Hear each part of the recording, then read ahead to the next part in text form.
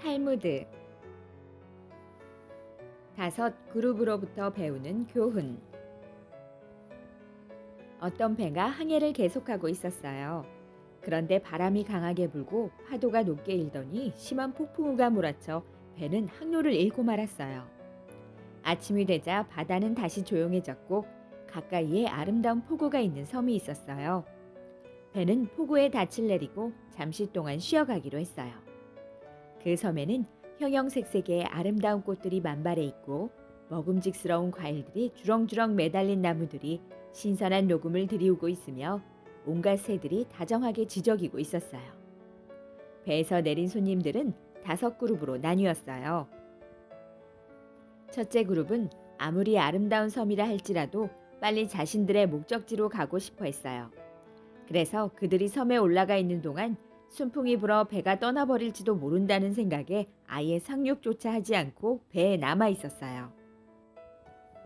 둘째 그룹은 서둘러 섬으로 올라가 나무 그늘 아래에서 향기로운 꽃향기를 맡으며 맛있는 과일을 따먹고 기운을 회복하자 곧 배로 돌아왔어요. 셋째 그룹은 아름다운 섬에 너무 오래 머물러 있었어요. 그러다가 순풍이 불어오자 배가 떠날까봐 허겁지겁 돌아와서 소지품을 분실하고 자기들이 앉아있던 배 안에 좋은 자리를 뺏기고 말았어요. 넷째 그룹은 순풍이 불어 선원들이 닻을 걷어올리는 것을 보았지만 돛을 달려면 아직 시간 여유가 있고 선장이 자신들을 남겨놓고 떠나지 않을 것이라는 등의 이유를 붙여 그대로 섬에 있었어요. 그러다가 막상 배가 포구를 떠나가자 허둥지둥 헤엄을 쳐서 가까스로 배에 올라갔어요.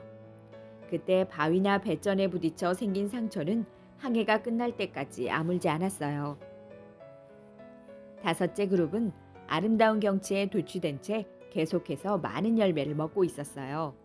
그래서 배가 출항을 알리는 종소리조차 듣지 못했어요. 그들은 숲속의 맹수들에게 잡아먹히기도 하고 독이 있는 열매를 먹기도 하여 마침내는 전멸하고 말았어요. 배는 인생에 있어서의 선행을 의미합니다. 그리고 섬은 쾌락을 상징합니다.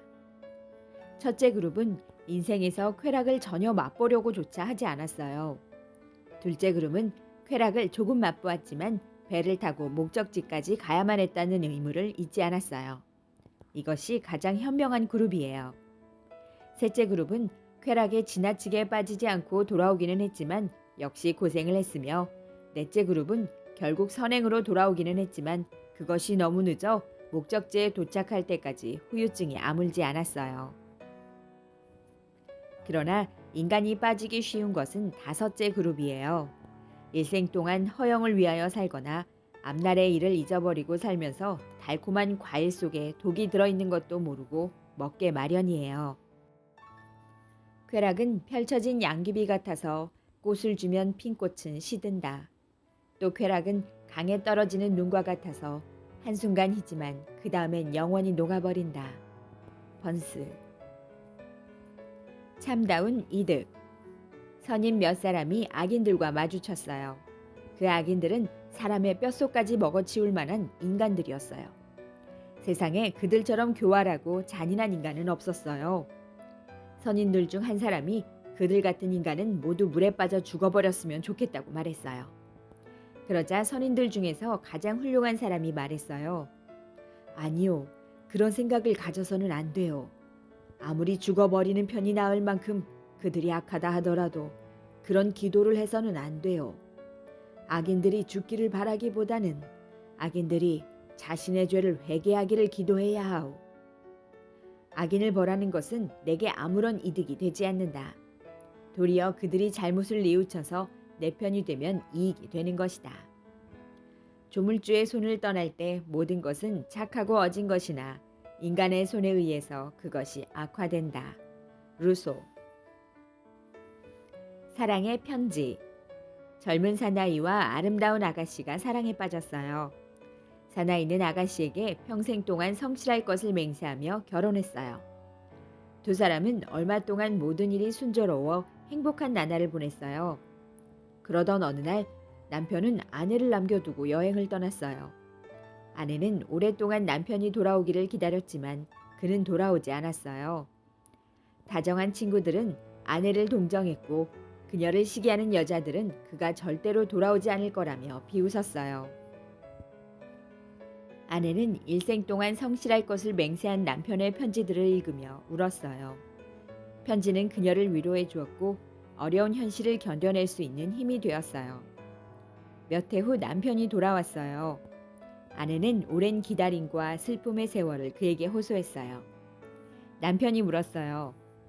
그렇게 괴로웠는데 어째서 나만을 기다리고 있었소? 그러자 아내가 웃으며 말했어요. 저는 이스라엘과 같으니까요.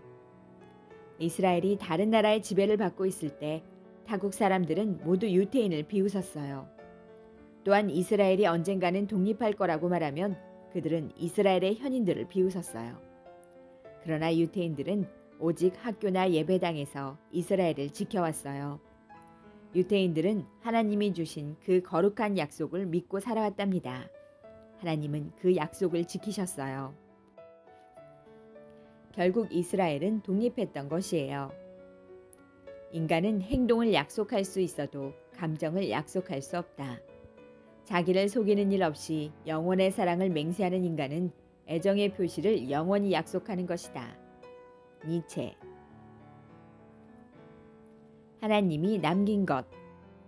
하나님을 믿지 않는 어떤 사나이가 출세를 해서 자랑도 할 겸 옛 친구의 집을 방문했어요. 그 친구는 하나님을 믿고 있었어요. 친구에게 사나이가 말했어요. 하나님은 마치 도둑 같단 말이야. 어째서 남자가 잠자고 있을 때 그의 허락도 없이 갈비뼈를 훔쳐갔지? 그러자 옆에 있던 친구의 딸이 말참견을 했어요. 아저씨의 부하 직원 한 사람만 보내주세요. 좀 곤란한 문제가 생겨서 그것을 조사시켰으면 하거든요. 그야 어렵지 않지. 하지만 그 곤란한 문제라는 게 무엇이지? 사실은 어젯밤 저희 집에 도둑이 들어 금고를 훔쳐갔어요. 그런데 도둑은 그 대신 황금 항아리를 놓고 갔지요. 어떻게 그런 일이 일어난 건지 조사해보고 싶어서 그런답니다. 그거 참 부러운 일이구나. 그런 도둑이라면 우리 집에도 들어왔으면 좋겠군. 그러실 거예요. 하지만 이건 아담에게 일어났던 일과 같지 않은가요? 하나님께선 갈비뼈 한 개를 훔쳐가셨지만 그 대신 이 세상에 여자를 남겨놓으셨으니까요. 진실은 일정한 테두리에서 움직이지만 착오의 범위는 광대하다. 보링브루크. 벌거벗은 임금님. 맘씨가 매우 착한 부자가 있었어요. 그는 배에 많은 물건을 실어 자신의 하인에게 주면서 어디든지 좋은 곳으로 찾아가 행복하게 살라면서 노예 신분에서 해방시켜 주었어요. 하인의 배는 넓은 바다로 나아갔어요. 그런데 얼마쯤 가서 배는 폭풍을 만나 침몰되고 말았어요. 그 노예는 배에 실었던 물건들을 다 잃고 몸뚱이 하나만 간신히 빠져나와 가까스로 가까운 섬에 이르렀어요. 그러나 그는 모든 것을 잃고 몹시 슬픔에 잠겨 있었어요. 섬 안으로 얼마를 걸어 들어가니 큰 마을이 있었어요. 그는 옷조차 입지 않은 알몸뚱이였어요. 그런데도 그가 마을에 이르자 마을 사람들이 모두 나와 환호성을 지르며 그를 맞아들였어요. 임금님 만세! 사람들은 그를 왕으로 받들어 모시게 된 것이에요. 그는 호화스런 궁전에 살게 되면서 꿈을 꾸고 있는 것만 같았어요. 아무래도 영문을 알 수가 없어 한 사나이에게 물었어요. 도대체 어떻게 된 일인가? 맨몸으로 도착한 나를 갑자기 왕으로 받들어 주다니 도대체 어찌된 영문인가? 우리들은 살아있는 인간이 아닙니다. 우리들은 영혼이랍니다. 그래서 해마다 한 번씩 살아있는 인간이 이 섬으로 와서 우리들의 왕이 되어주기를 바라고 있는 것입니다. 그러나 조심하여야 합니다. 임금님께서는 1년이 지나면 이 섬에서 추방되어 생물도 없고 먹을 것도 없는 섬으로 혼자 가셔야 할 테니까요. 왕이 된 노예는 그에게 감사했어요. 정말 고맙네. 그렇다면 지금부터 1년 후를 위해 여러 가지 준비를 해야겠군. 그런 다음에 그는 사막과도 같은 이웃 죽음의 섬으로 가서 꽃도 심고 과일나무도 심어 1년 후의 사태에 대비하기 시작했어요. 1년이 지나자 그는 그 행복한 섬에서 추방되었어요. 이제까지 호화스런 생활을 하던 왕이었는데도 그는 이 섬에 왔을 때와 똑같은 알몸뚱이로 죽음의 섬을 향해 떠나야 했어요. 사막처럼 황폐하던 죽음의 섬에 도착하여 보니 꽃이 피고 과일이 열린 아름다운 고장으로 바뀌어 있었어요. 또 일찍이 그 섬으로 추방되어 온 사람들도 그를 따뜻하게 맞아주었어요. 이리하여 그는 그들과 함께 행복하게 살았어요. 이 이야기의 선량한 부자는 하나님이고 노예는 인간의 영혼이며 그가 표류하다가 상륙한 섬은 이 세상입니다. 그 섬의 주민들은 인류이고 1년 후에 추방되어 간 섬은 내세요. 거기에 있는 꽃과 과일은 선행이었습니다. 뛰노는 고기를 보고 기뻐하지 말고 가서 그물을 떠라. 한국 속담